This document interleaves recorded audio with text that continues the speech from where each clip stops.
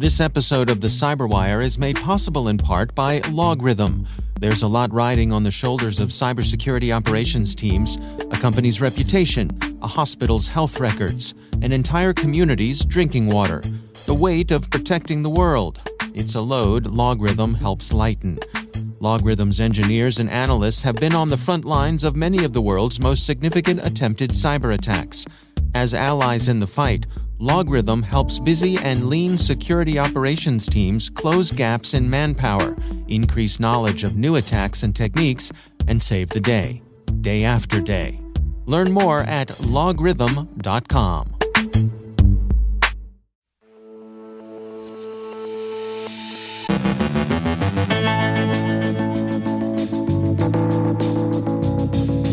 Ukrainian resistance may have stalled the Russian advance at key points: cyber operations against Ukraine and Russia, a swift kick, return of the privateers now in the guise of patriotic hacktivists. Not all hacking is war-related.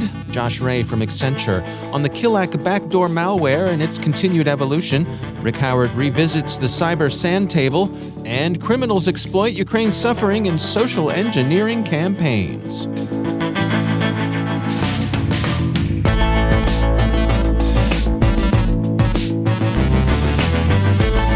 From the Cyberwire studios at Data Tribe, I'm Dave Bittner with your Cyberwire summary for Monday, February 28th, 2022.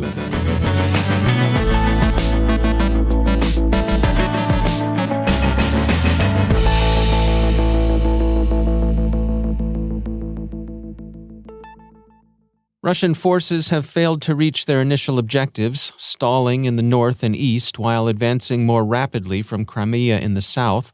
Neither Kyiv nor Kharkiv, the two large cities under greatest pressure, have yet fallen.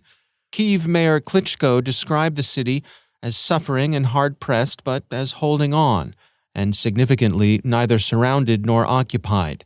Military Times reports a quieter night in the capital. The invading forces are also reported to have failed to take Kharkiv, Ukraine's second-largest city, with a population of nearly 1.5 million. The city is only 40 kilometers from the Russian border and was expected to fall quickly. It's also a largely Russophone city, and one that might have been expected to offer a tepid resistance, if not an outright welcome to Russian forces. Instead, resistance has been strong and violent, not at all the march of flowers some had expected. Failure to take Kharkiv represents an early and surprising failure for the invading forces of Russia's Western Military District. RiskIQ confirms that it's seeing ghostwriter activity against Ukrainian troops. Ghostwriter has been associated with the Belarusian government and with the group being tracked by Recorded Future and others as UNC 1151. Recorded Future thinks it's likely that Russian elements, particularly the GRU, have used Belarusian infrastructure and cooperated with Belarusian intelligence services to run operations against Ukraine.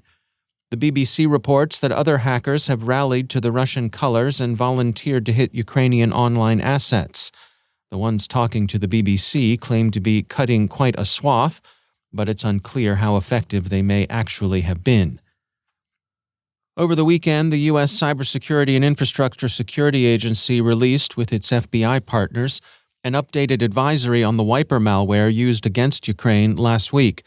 The advisory is principally forward-looking, intended to suggest defensive measures that U.S. and allied organizations might take to protect themselves should the attacks expand beyond Ukraine, but it also contains significant information about last week's attacks. Most of the attention in the hybrid war has gone to Russian attacks against Ukraine, but there have been operations running the other way, too. Hacker News reports that Russia's National Computer Incident Response and Coordination Center has warned its domestic clientele that cyber attacks against Russian critical infrastructure are to be expected. The hacktivist group Anonymous seems to be siding with Ukraine, although, as always, it's difficult to know who speaks for an anarcho-syndicalist collective, according to ZDNet. As always, statements by hacktivists should be received with cautious skepticism. Anonymous, however, has claimed responsibility for an attack against Russian media outlet RT, and RT was indeed knocked offline by a cyber attack, the Daily Beast reports. Ukraine's government hasn't been reluctant to call for hacktivist volunteers. Bleeping Computer reports that Kyiv is calling for an IT army to take on Russian targets, and that it's also released a target list. Russian government agencies, government IP addresses, government storage devices and mail servers, 3 banks, large corporations supporting critical infrastructure, and even the popular Russian search engine and email portal Yandex. Mikhailo Fedorov, Vice Prime Minister of Ukraine and Minister of Digital Transformation of Ukraine, tweeted out the call, quote, "We are creating an IT army. We need digital talents. All operational tasks will be given here. There will be tasks for everyone. We continue to fight on the cyber front. The first task is on the channel for cyber specialists." End quote. Caveat emptor for those considering freelancing, however much one might wish Ukraine well. Cyber operations can be difficult to control and are inherently escalatory, Dragos's Robert M. Lee reminds us. Russian Foreign Minister Lavrov last week offered to negotiate with Ukraine, but the New York Times reported only after Ukraine ceased all resistance to Russia's special military operation. That hasn't happened, and Ukrainian resistance has, if anything, stiffened. Apparently, unconditional surrender is no longer the price of negotiation, as Moscow has agreed to meet today with Ukrainian representatives to seek a resolution to Russia's war of choice. Representatives of the two sides have now agreed to meet at a checkpoint close to the Belarusian border, according to Politico and many other sources. President Zelensky has not expressed high hopes for the meeting. The Guardian quotes him as saying, "I do not really believe in the outcome of this meeting, but let them try, so that later not a single citizen of Ukraine has any doubt that I, as president, tried to stop the war." End quote. Bloomberg describes the Russian delegates to today's talks as a relatively low-level contingent composed of deputy defense and foreign ministers, but the fact that Russian officials seem willing to negotiate at all without insisting on their earlier preconditions suggests an erosion of confidence in the military situation. A number of Russian banks will be expelled from SWIFT, the Society for Worldwide Interbank Financial Telecommunication. European Commission President Ursula von der Leyen announced late Saturday another incremental increase in sanctions to be levied against Russia in response to its invasion of Ukraine. She began with a direct and harshly honest characterization of Russian aggression. Of the additional sanctions she outlined, the most significant involve blocking a number of Russian banks, those most closely aligned with Russia's war economy, from the SWIFT international funds transfer system. The new sanctions are in keeping with the graduated incrementalism that's marked the Western response to the Russian invasion, but curtailing access to SWIFT is regarded by most observers as a serious blow to the Russian economy. The measures are targeted. They don't affect all banks, but rather a set of financial institutions that are closely associated with Russia's ability to make war. General export controls are expected to have a strongly negative effect on the Russian tech sector. On an individual level, the AP reports, Russia is seeing a run on banks and ATMs as people try to get what foreign currency they can. Conti, the familiar ransomware gang, says it will strike those who oppose Russia. According to Reuters, Conti blogged, quote, "If anybody will decide to organize a cyber attack or any war activities against Russia, we are going to use all our possible resources to strike back at the critical infrastructure of an enemy." End quote. So, any serious suppression of cyber criminal gangs by Russian security authorities has proven to be, as was foreseeable, largely an illusion, at best temporary and tactical. On the other side, computing reports that a Ukrainian hacker, possibly a member of Conti, has doxed the gang, releasing details of its internal chatter and some of the gang's sensitive data. Conti's blog was unavailable this morning. There may be a reflexive tendency to blame any cyber incident on Russia, given the current war in Ukraine, but it's worth remembering that there are other criminal organizations out there who have little or nothing to do with that conflict. California-based chipmaker NVIDIA, for example, was hit last week by a cyber attack. The Telegraph reports. The paper quoted a company insider as saying that internal systems were completely compromised. and The Telegraph reported a priori speculation that the attack was related to the ongoing hybrid war in Ukraine. Bloomberg subsequently reported that the attack was unrelated to Russia's war against Ukraine and that the disruption to the company's systems was less serious than it first appeared. NVIDIA told Bloomberg, quote, "Our business and commercial activities continue uninterrupted. We are still working to evaluate the nature and scope of the event and don't have any additional information to share at this time," end quote. WCCF Tech said over the weekend that the incident was a ransomware attack by the South American group Lapsus. And, according to Reuters, Toyota has also been affected by a cyber attack on a supplier that's caused Toyota to suspend Japanese production. The nature of the attack on the supplier, Kojima Industries, is unknown. Toyota characterized the incident as a supplier system failure. Authorities are investigating and haven't ruled out a Russian connection. And finally, security firm Avast warns that criminals have begun, in their sorry but entirely foreseeable custom, to exploit people's sympathies for those suffering in Ukraine. The company writes in its blog, quote, "As cyber criminals seek to take advantage of the chaos, we have tracked in the last 48 hours a number of scammers who are tricking people out of money by pretending they are Ukrainians in desperate need of financial help. In the past, we have seen similar scams for people stuck while traveling or looking for love. Unfortunately, these attackers do not operate ethically and will use any opportunity to get money out of people willing to help others in need. What's suspicious is the immediate mention of Bitcoin, as well as the usernames that consist only of letters and numbers," end quote. If you are moved to help, Avast advises doing so through well-known, credible, trusted organizations, and doing so through those organizations' official websites, not through links shared on social media.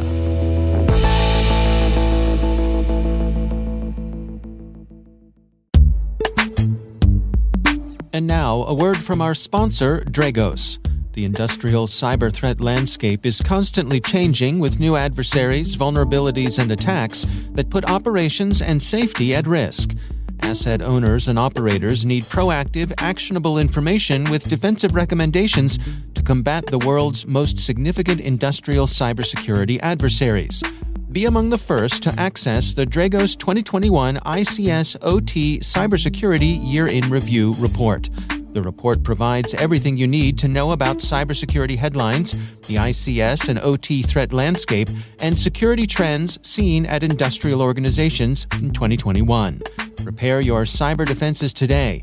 Learn more and download the free report by visiting dragos.com/year-in-review. That's dragos.com/year-in-review, and we thank Dragos for sponsoring our show.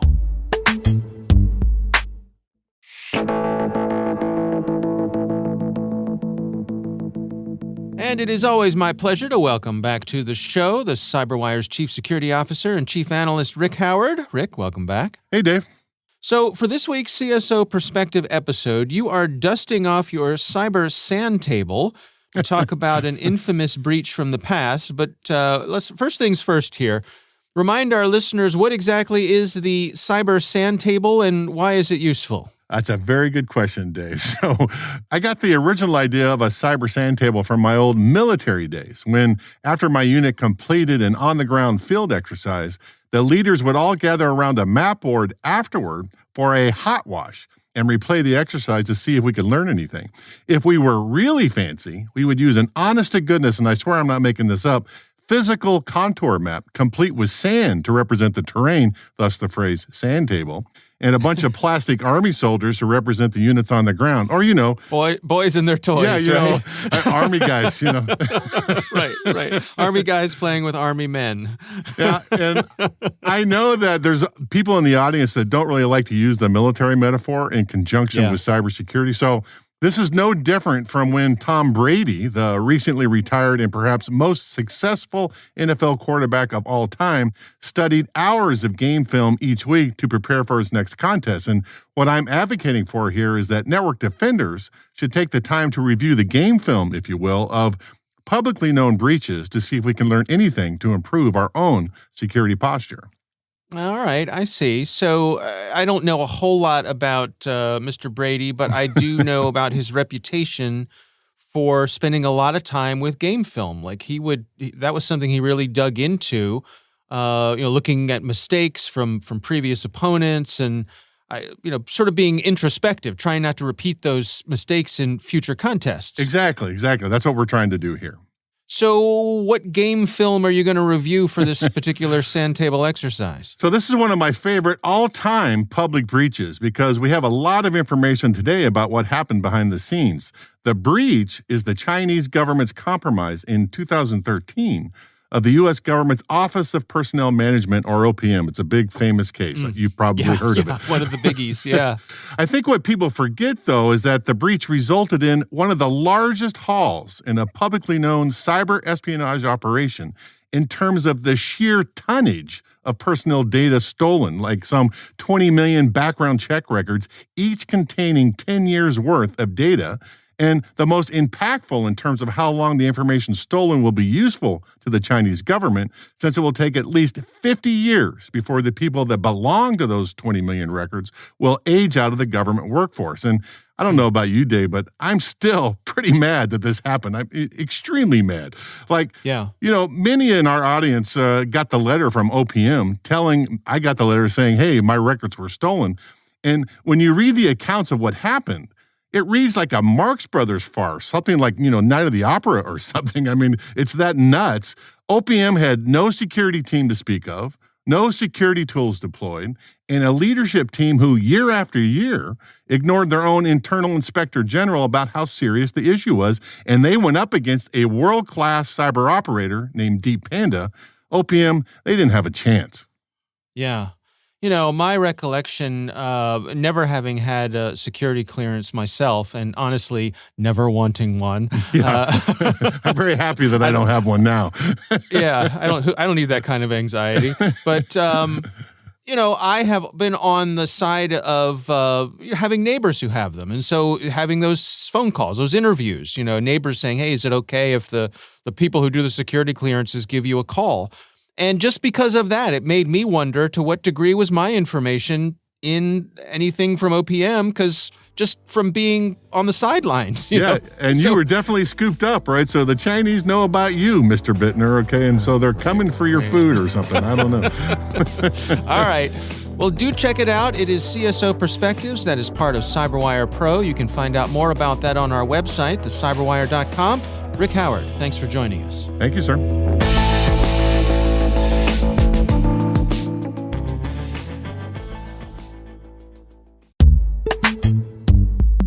And now, a word from our sponsor, SpyCloud. SpyCloud constantly recovers and analyzes new data from the criminal underground, a realm packed with credentials, personal information, passwords, and customer information exposed in third-party data breaches, combo lists, and malware infections. With SpyCloud, you now have access to this data that historically has not been available and can take preventative efforts to defend your business against costly cyber attacks and hard-to-detect fraud that can negatively impact your bottom line and brand reputation. Visit spycloud.com/cyberwire to learn how to make recaptured data your best defense. That's spycloud.com/cyberwire. And we thank SpyCloud for sponsoring our show.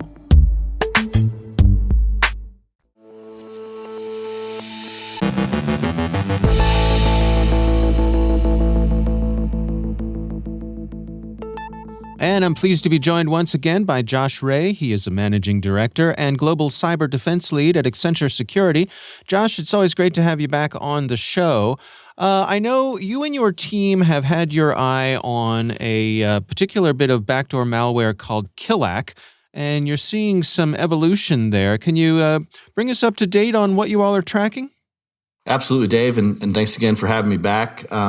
This is really geared towards the cybercrime kind of research community for those listeners out there. And it's about the evolution or continued evolution of really the Killac malware. I think version .028 has come out here. And, the Killac PowerShell malware that one of our senior cybercrime threat analysts, Kurt Wilson, was actually telling me about, Many in the community know that it's a PowerShell malware that's been leveraged as part of ransomware operations by threat groups like Fin7. And Kurt was telling me that he's seen Killac updated about 9 times from October 2020 to now. So this is a really good indication that the threat is, actively evolving to continue to avoid detection. Can you give us a little bit of the backstory here, exactly what this does, how it goes about its business? Yeah, without getting too far into the weeds, Killac provides really a lightweight backdoor and system profiling function for threat actors. So many of whom, as I mentioned before, use it for ransomware activity. This is a post-compromised malware, so it's a stage 2 malware. And, the stage 1 is typically a spear phishing type of attack from what we've seen. Killac is memory resident malware, right? So it's fileless.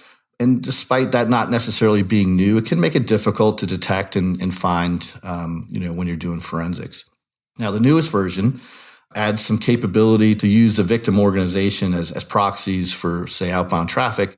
And it's also important to note, especially from a detection standpoint, that's been used in conjunction with other malware families like Goodwin, which is a JavaScript backdoor, Carbonac, Takeout, Dice Loader, JSS Loader.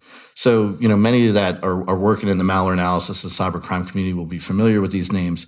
And I highlight this not only for detection purposes, but also because using a variety of these tools together really helps the actors kind of fly under the radar, but it also gives them a really interesting way to evaluate the efficacy of really all their wares together.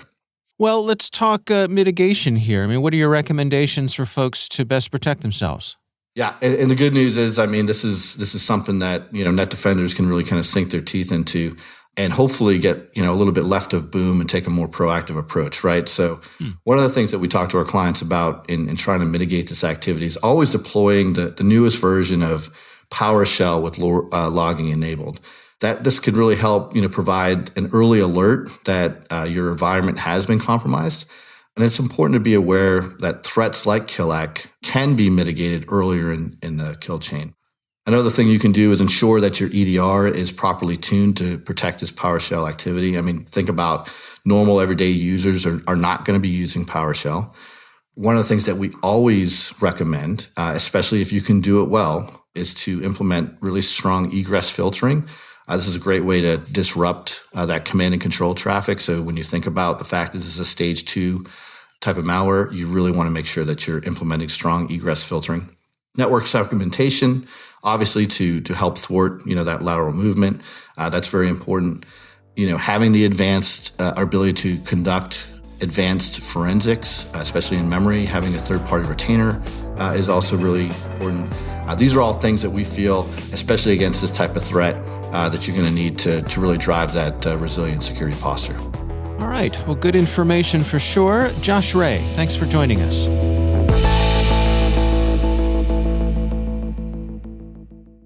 Thanks to all of our sponsors for making this CyberWire possible, especially our supporting sponsor, Inky. Inky helps companies secure email using a cloud-based security platform that proactively and instantly scans inbound, internal, and outbound emails to eliminate phishing, account takeover, and data leaks.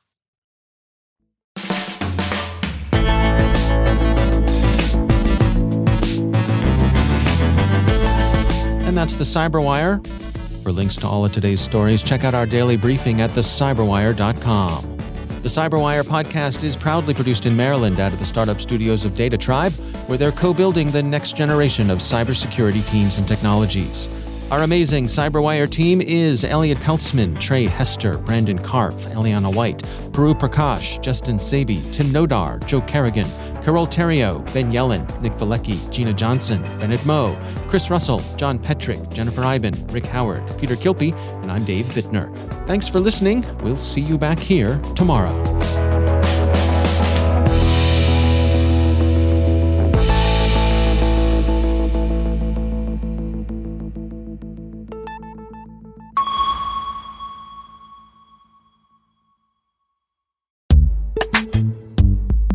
And now a word about our sponsor, the Johns Hopkins University Information Security Institute, providing the technical foundations and knowledge needed to meet our nation's growing demand for for highly skilled professionals in the fields of information security, assurance, and privacy.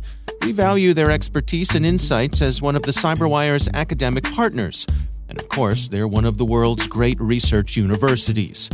The Institute is also an NSA and DHS-designated Center of Academic Excellence in Information Assurance in Cyber Defense Education and Research.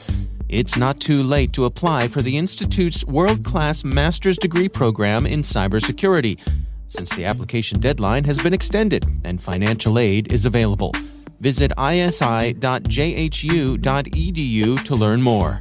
And we thank the Johns Hopkins University Information Security Institute for sponsoring our show.